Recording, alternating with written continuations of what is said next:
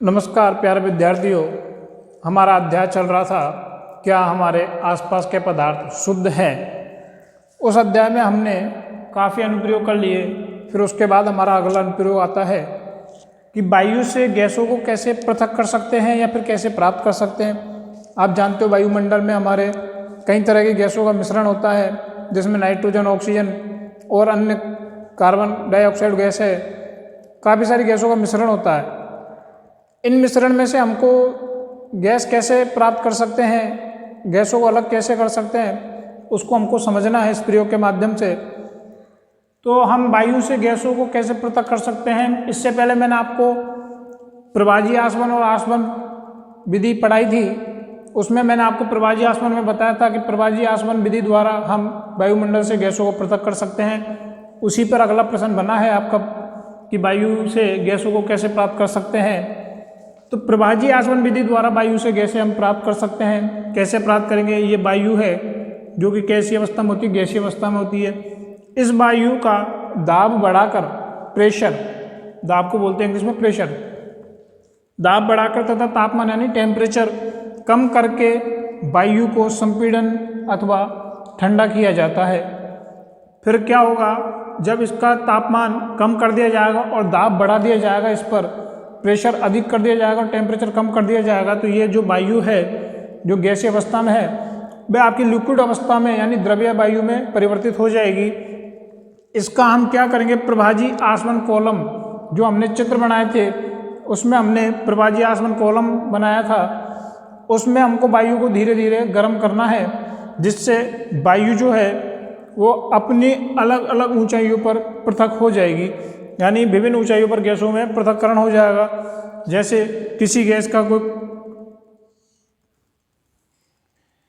अलग अलग गैसों का अलग अलग तापमान क्वथनांक वगैरह होता है। जैसे आपको पता है कि द्रव का क्वथनांक अलग होता है और अन्य कोई द्रव्य पदार्थ ले लेते हो तो उसका क्वथनांक अलग होता है।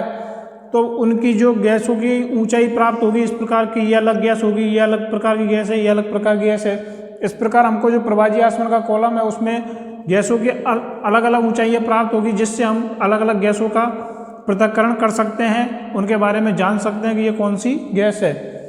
देखो, क्वथनांक की बात करें हम तो ऑक्सीजन O2 यानी ऑक्सीजन का प्रतीक चिन्ह होता है O, लेकिन यह अपने डबल अणुओं के साथ, दो अणुओं के साथ जुड़ी होती है, इसलिए इसको O2 लिखा जाता है। ऑक्सीजन गैस का जो क्वथनांक होता है वो 183 डिग्री सेल्सियस होता है। और नाइट्रोजन की बात करें तो 196 डिग्री सेल्सियस नाइट्रोजन का होता है, 196 डिग्री सेल्सियस। इन क्वथनांकों पर इन गैसों का पृथक्करण किया जाता है, तो आप इसको नोट करेंगे। फिर इसके बाद हम अगला बिंदु पर चलते हैं। इसी अशुद्ध नमूने में से शुद्ध कॉपर सल्फेट कैसे प्राप्त करेंगे? आपको कोई अशुद्ध नमूना दे रखा है, उसमें आपको पता नहीं क्या मिला रखा है, और उसमें से आपको शुद्ध कॉपर सल्फेट अलग करना है। यानी आपको जो नमूना दिया गया है उसमें कॉपर सल्फेट तो है, लेकिन वो एकदम शुद्ध नहीं है। तो आपको शुद्ध वाला कॉपर सल्फेट कैसे प्राप्त करना है, हम इस अनुप्रयोग के माध्यम से समझते हैं। तो उसका हम क्रिस्टलीकरण करके उसको शुद्ध प्राप्त कर सकते हैं। यानी ठोस पदार्थ शुद्ध करने के लिए हमको जो अनुप्रयोग करने होते हैं, जिसमें हम क्या नाम से नमक को पृथक कर सकते हैं, फिटकरी को प्राप्त कर सकते हैं और शुद्ध कॉपर सल्फेट प्राप्त कर सकते हैं। ये कैसे करेंगे? हमने यहाँ पे 2 प्याले लिए हैं, 2 कटोरे लिए हैं। ये चीनी के प्याले में हमने जल भरा है और अशुद्धि वाला कॉपर सल्फेट डाला है, जिसमें कुछ अन्य तत्व भी मिले हुए हैं। वो अशुद्धि वाला कॉपर सल्फेट इसमें डाला है। तो हम जब जल में अशुद्धि वाला कॉपर सल्फेट डालते हैं, इसको हमको क्या करना है? पहले तो छानना है, पहले इसको छानना है, फिर इसको गर्म करके संतृप्त बनाना है। और गर्म करके संतृप्त बनाएंगे तो हम देखते हैं कि हमारा जल जो है वो अलग हो जाता है और कॉपर सल्फेट अलग हो जाता है और इसकी जो अशुद्धि है वो ऊपर आ जाती है। तो हमें इस प्रकार शुद्ध कॉपर सल्फेट प्राप्त हो जाता है, इसको गर्म करके संतृप्त करने पर। भौतिक परिवर्तन एवं रासायनिक परिवर्तन के बारे में। भौतिक परिवर्तन क्या होता है? ऐसा परिवर्तन जिसमें कोई नया पदार्थ नहीं बनता है, ऐसा परिवर्तन जिसमें कोई नया पदार्थ नहीं बनता है, वो आपका क्या कहलाएगा? भौतिक परिवर्तन। और ऐसा परिवर्तन जिससे कोई नया पदार्थ का निर्माण हो रहा है, वो क्या कहलाएगा? आपका रासायनिक परिवर्तन। इसके उदाहरण है, जैसे हम किसी कागज़ को मोड़ देते हैं या फिर फाड़ देते हैं, कोई कागज़ लिया हमने, उसको हमने मोड़ दिया, तो कागज़ में कोई परिवर्तन हुआ क्या? रहा तो वही कागज़ ना। ये तो नहीं कागज़ मोड़ने से वो कुछ और बन गया हो, केवल उसकी आकृति बदली है, लेकिन कागज़ तो रहा है ना। उसको मोड़ देते हैं, फाड़ देते हैं, कागज़ का कागज़ ही रहता है। मोड़ने या फाड़ने से उसमें कोई परिवर्तन नहीं होता है, केवल उसकी आकृति में परिवर्तन होता है कि भाई मोड़ने से पहले वो बड़ा कागज़ था, छोटा हो गया, फाड़ने से और छोटा हो गया। ऐसे ही लकड़ी काटना, लकड़ी को हम काटते हैं तो लकड़ी कुछ और तो बन नहीं जाती। लकड़ी काट देते हैं, कहीं लोहा बन जाता हो लकड़ी का, नहीं, लकड़ी ही रहेगी, उसमें कोई परिवर्तन नहीं होगा, केवल उसकी आकृति में परिवर्तन होगा। पानी में चीनी घोलना, ये सब क्या है? भौतिक परिवर्तन है। अब हम रासायनिक परिवर्तन के बारे में बात करें कि जैसे कागज़ को हम जला देते हैं या फिर उसका दहन कर देते हैं, तो कागज़ के जलने से उसकी क्या बन जाती है? राख बन जाती है। वो कागज़ नहीं रहता। फिर कागज़ अगर हमने जला दिया तो फिर वो कागज़ नहीं रहेगा, उससे कुछ नया ही पदार्थ बनेगा, जैसे राख बन सकती है, या फिर उसके छोटे छोटे काले काले टुकड़े हो जाएंगे जलने के बाद, तो वो राखनुमा संरचना बन जाती है उसकी।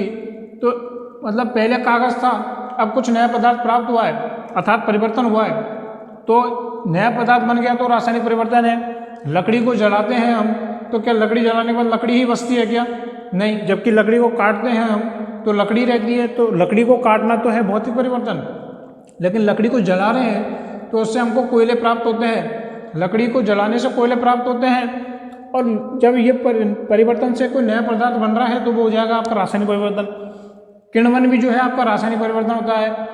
लोहे पर जंग लगना, आपने लोहा देखा होगा, लोहे पर यदि जंग लग जाती है तो उसके ऊपर एक परत छा जाती है जंग से, और उसको अब वजन भी बढ़ जाता है और उसका परिवर्तन हो जाता है लोहे का। वो अन्य क्रियाएं करके, जल के साथ और वायु के साथ क्रिया करके लोहा उसके ऊपर जंग लगती है। तो इस प्रकार के परिवर्तन आपके रासायनिक परिवर्तन होंगे। फिर दूसरे पॉइंट की हम बात करें तो भौतिक परिवर्तन जो है उत्क्रमणीय परिवर्तन होता है। मैंने आपको पहले ही बताया था उत्क्रमणीय परिवर्तन और अनुत्क्रमणीय परिवर्तन के बारे में, कि ऐसा परिवर्तन जो दोनों दिशाओं में गति करे, जैसे पानी से बर्फ का बनना और बर्फ से पुनः पानी का बनना।